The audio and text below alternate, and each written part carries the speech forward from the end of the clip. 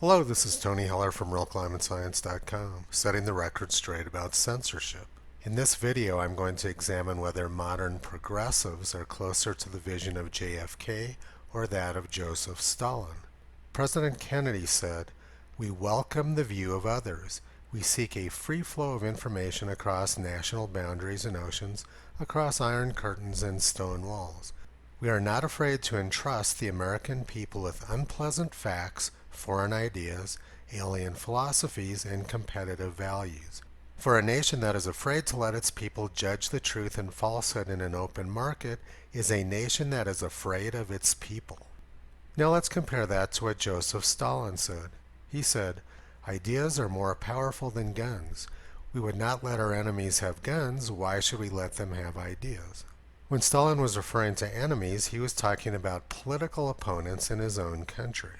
Let's look now and see if modern progressives are closer to JFK's ideas or to those of Joseph Stalin. Michael Shellenberger, like myself, is a lifelong environmentalist. Time magazine called him a hero of the environment, and he was winner of the 2008 Green Book Award. He wrote an article for Forbes magazine yesterday in which he said, "On behalf of environmentalists everywhere, I would like to formally apologize for the climate scare we've created over the last 30 years. Climate change is happening. It's just not the end of the world. It's not even our most serious environmental problem." As an expert reviewer for the Intergovernmental Panel on Climate Change, I feel an obligation to apologize for how badly we environmentalists have misled the public. So basically, Michael has come around to a similar view to the one which I've been espousing for the last 12 years. Kudos to Michael for telling the truth. Let's go take a look now at that article in Forbes magazine.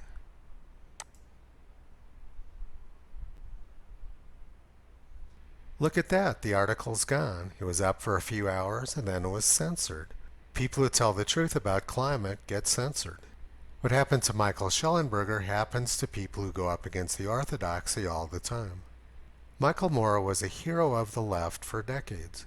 But about a month ago, Michael Moore released a movie exposing green energy as a huge corporate scam. And he was immediately censored for telling the truth about Big Green. What happened to Michael Shellenberger and Michael Moore is the exact opposite of what JFK was saying. And it is directly in line with what Stalin said.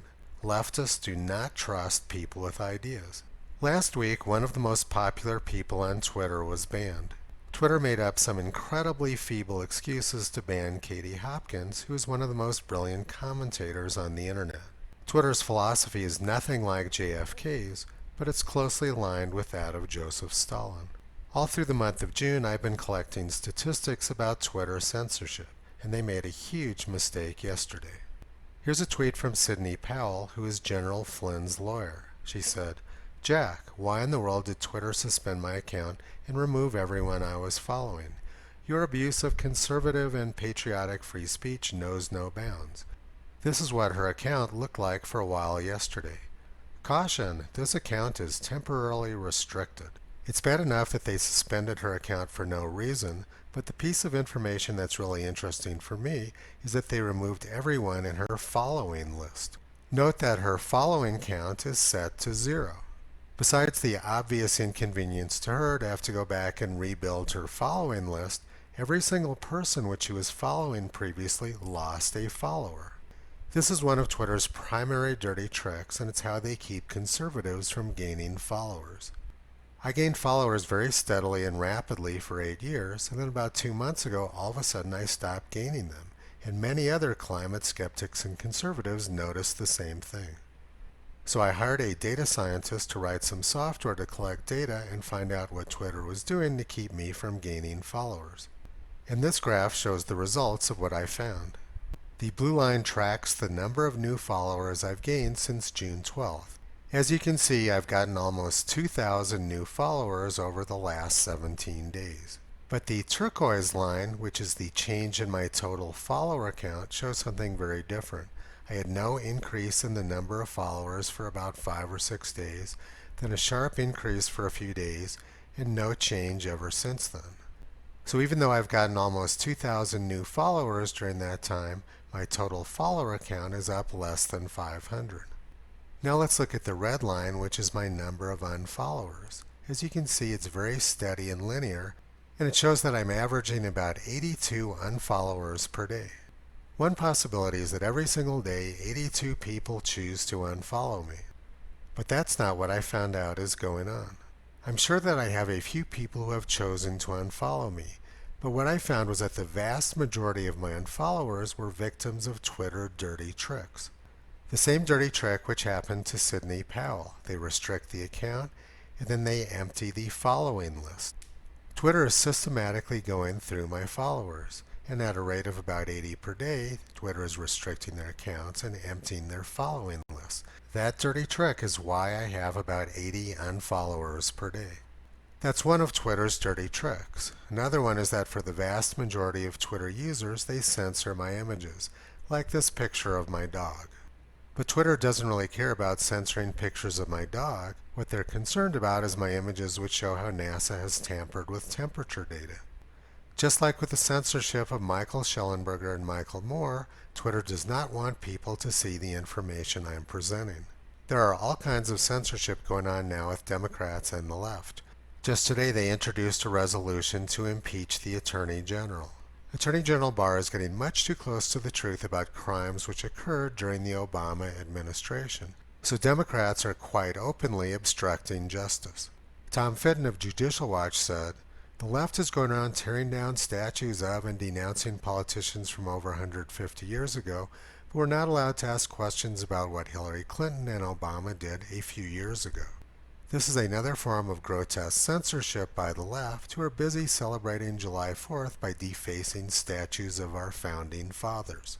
This is all very sickening, but I'm actually quite encouraged by what the left is doing, because they are exposing their flank. Anyone who hasn't been in a coma over the past month has got to be aware of how horrible the behavior of Democrats and the left has been. We have a very big opportunity to wipe these people out in the November election. It won't be easy. George Washington said, "We're not to expect to be translated from despotism to liberty in a feather bed." We are all going to have to work tirelessly over the next few months to make sure it happens. George Orwell said, "If liberty means anything at all, it means the right to tell people what they do not want to hear." But it's pretty clear that the left is against liberty. They don't want people to have guns, and they certainly don't want people to have ideas, just like Joseph Stalin. Article 19 of the Universal Declaration of Human Rights says, "Everyone has the right to freedom of opinion and expression. This right includes freedom to hold opinions without interference and to seek, receive, and impart information and ideas through any media and regardless of frontiers." 60 years later, it's abundantly clear that conservatives are lined up with the principles of John Fitzgerald Kennedy, and progressives are lined up very closely with those of Joseph Stalin. George Washington said, "If the freedom of speech is taken away, then dumb and blind we may be led to slaughter." And that is exactly what Joseph Stalin did to his own people. Toto understands that those who fail to learn the lessons of history are doomed to repeat it. Visit him on the web at realclimatescience.com. He's been pulling back the curtain on junk science and propaganda for a long time.